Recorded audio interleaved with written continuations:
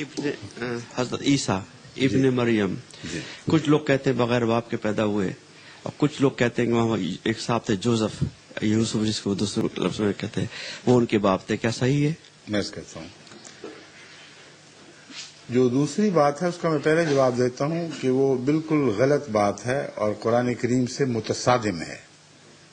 قرآن تعلیم بالکل واضح ہے کہ حضرت مریم کو اس وقت جب حضرت مسیح نے آپ کے پیٹ میں جنم لیا ہے اس وقت تک کسی غیر انسان نے چھوا تک نہیں تھا، اور فرشتہ خدا کی طرف سے جو انسان کا تمثل اختیار کر کے، کیونکہ فرشتے بھی ایسی چیزیں جو اس ننگی آنکھ سے دکھائی دے ہی نہیں سکتے، تمثل میں کشفی صورت میں دکھائی دے سکتے ہیں.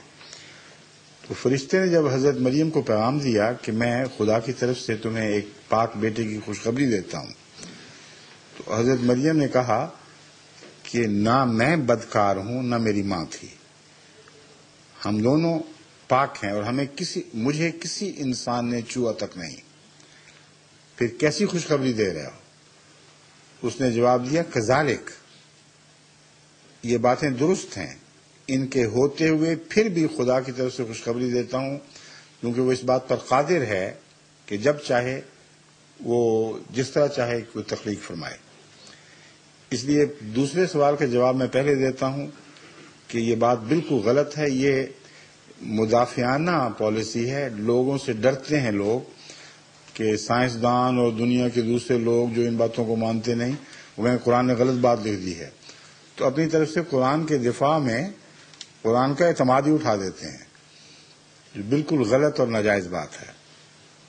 واقعہ یہ ہے کہ انسانی زندگی سے پہلے بھی تمام حیوانی زندگی میں ایسے جانوروں کی قسمیں ہیں جن میں، اور پودوں کی بھی ایسی قسمیں ہیں جن میں مرد اور عورت یعنی میل اور فیمیل، نر اور مادہ ایک ہی وجود کے اندر ملتے ہیں، اور اس کے نتیجے میں انٹرنل فرٹیلائزیشن بھی ہو جاتی ہے، باوجود اس کے کہ بالعموم خدا تعالیٰ نے ایسا نظام کیا ہے کہ ان دونوں باتوں کے اکٹھا ہونے کے باوجود دوسروں کے سپرم یا ان کے پولن سے وہ ایک دوسرا پھول یا جانور حمل ٹھہرا لے، لیکن اندرونی طور پر ہونا ممکن ہے اور قطعی طور پر سائنس کے لحاظ سے ثابت ہے. انسانی زندگی میں بھی ایسے شواہد حکماء کو، تمام سائنسدانوں کو مسلم ہیں، بلکہ عامت الناس بھی اس سے واقف ہیں کہ سیکس کی تبدیلی کی خبریں چھپتی رہتی ہیں. یعنی ایک مرد کو عورت بنا دیا ڈاکٹروں نے آپریشن کر کے، یا عورت کو مرد بنا دیا. سوال یہ پیدا ہوتا ہے کہ کیا ان میں طاقت ہے کہ مرد کو عورت بنائیں اور عورت کو مرد بنائیں؟ عامت الناس نہیں سمجھتے اس بات کو. بات یہ ہے کہ وہ صرف اسی میں وہ تبدیلی ظاہر کر سکتے ہیں جس کو خدا تعالیٰ نے دونوں صفات سے بیک وقت متمتع فرمایا ہو. ایسا انسان جس میں مردانہ اعضاء بھی ہوں اور زنانہ اعضاء بھی ہوں، وہ جب تک ان دونوں اعضاء کے ساتھ بڑا ہوتا ہے دونوں میں سے ایک بھی پوری طرح نشو و نما نہیں پا سکتا. اس لیے بعض دفعہ ایک نسبتاً زیادہ طاقتور ہو جاتا ہے تو اس شخص کا رجحان اس طرف ہو جاتا ہے، بعض دفعہ دوسرا نسبتاً طاقتور ہوتا ہے مگر پوری نشو و نما نہیں پاتا تو اس کا رجحان ادھر ہو جاتا ہے.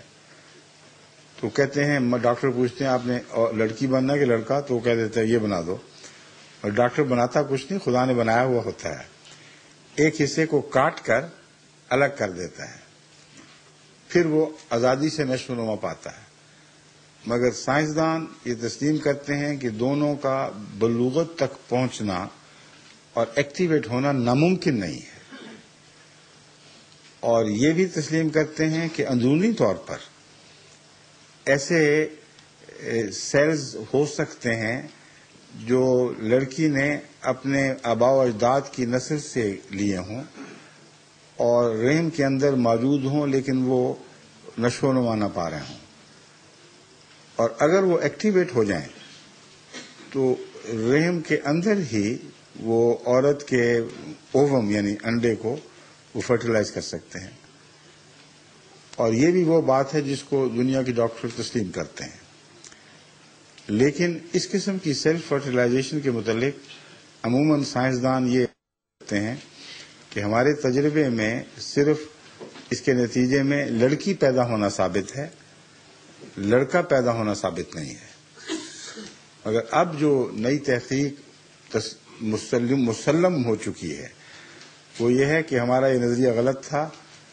بعض صورتوں میں جس کو وہ تفصیل سے سائنسی لحاظ سے بیان کرتے ہیں، یہ ناممکن نہیں ہے کہ ایک عورت کسی مرد سے ملے بغیر بچہ پیدا کرے اور وہ بچہ لڑکا بھی ہو، لڑکی نہ ہو.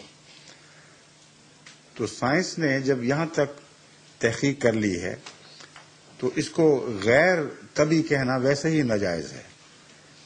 مگر اعتراض صرف یہ اٹھتا ہے کہ کیا ساری کائنات میں جب سے دنیا بنی ہے ایک ہی شخص ہے جس کے ساتھ یہ سلوک ہوا ہے؟ اس کا جواب یہ ہے کہ ایک نہیں ہے، ہوتے ہوں گے بہت سے، مگر ایسی باتوں کو خاندان اچھالتے کب ہیں اور یہی شک کرتے ہیں کہ یہ شاید ناجائز بات ہو. اور ڈاکٹری تحقیق یا سائنٹیفک ریسرچ کا پرانے زمانے میں موقع ہی کوئی نہیں تھا. یہ ترقی کرتے کرتے اب اس مقام پہ پہنچی ہے کہ گہرے مطالعہ کے بعد، ان کے جینیٹک سیلز کے مطالعہ کے بعد، ان کے D N A R N A کو دیکھتے ہوئے یہ دیکھ سکیں کہ واقعتاً یہ لڑکی کنواری تھی یا کسی غیر مرد سے ملی تھی. پہلے زمانوں میں کہاں یہ سہولتیں تھیں. اور ابھی بھی اگر کوئی واقعہ ہوگا تو کوئی بتائے گا نہیں کسی کو، کیونکہ لوگوں نے شک ہی کرنا ہے. اس لیے ایک ہی ایسا واقعہ ہے جہاں گواہی دی گئی ہے خدا کی طرف سے، بس اس کی انفرادی حیثیت گواہی کی حیثیت ہے، نہ کہ واقعہ کی انفرادی ہونے کی حیثیت. یہ ہو سکتا ہے تو ہوا ہے، لیکن تصرف الہی کتابیں ایسا ہوا. اور اس قرآن کریم کا ساری دنیا پر یہ احسان ہے کہ ایسی بچیوں کو الزام سے پاک کر دیا جو یہ اصرار کریں اور خدا کی قسم کھا کے گواہی دیں کہ ہم پاک ہیں.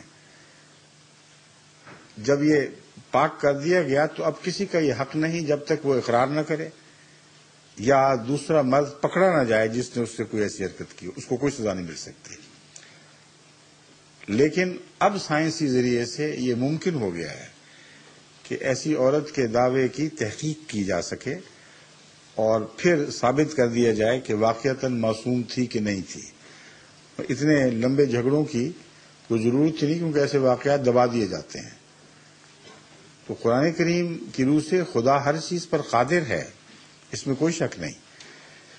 لیکن ایک قادر ذات ایسے قوانین نہیں بنایا کرتی جس کو اسے خود توڑنا پڑے.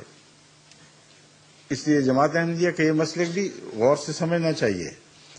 ہم ہرگز یہ نہیں کہتے کہ خدا ہر چیز پر قادر نہیں ہے. ہم یہ کہتے ہیں قادر بھی ہے اور حکیم بھی ہے. انسانی قوانین اس لیے ٹوٹتے ہیں کہ انسان مستقبل میں اپنے ذہن کو پہنچا نہیں سکتے کہ شاید یہ ضرورت پڑ جائے، شاید وہ ضرورت پڑ جائے. اس لیے بار بار قانون بنتے اور ٹوٹتے ہیں. قانون قدرت کا کمال ہے اور یہ خدا کی ہستی پر سب سے بڑی گواہی ہے کہ 20 ارب یا کچھ کم سال سے یہ قوانین جاری ہیں اور ان کو توڑنے کی ضرورت نہیں پڑی. تمام قوانین مکمل طور پر ایک دوسرے کے ساتھ ہم آہنگی کے ساتھ جاری ہیں. تو خدا کو کیا ضرورت ہے ایسے قوانین بنانے کی جن کے مطابق بعد میں وہ کہے ہو یہ تو توڑنے کی ضرورت پڑے گی. اس لیے قوانین کے اندر گنجائش رکھی ہوئی ہے اللہ تعالیٰ نے. اس لیے غیر طبی باتیں وہ نہیں کیا کرتا، اس کی شان کے خلاف ہے. ہاں انسان بعض دفعہ اس کے افعال کو سمجھ نہیں سکتا اور جو چیزیں آج غیر طبی دکھائی دیتی ہیں کل کو ان کا طبی ہونا ثابت ہو جاتا ہے. ٹھیک ہے.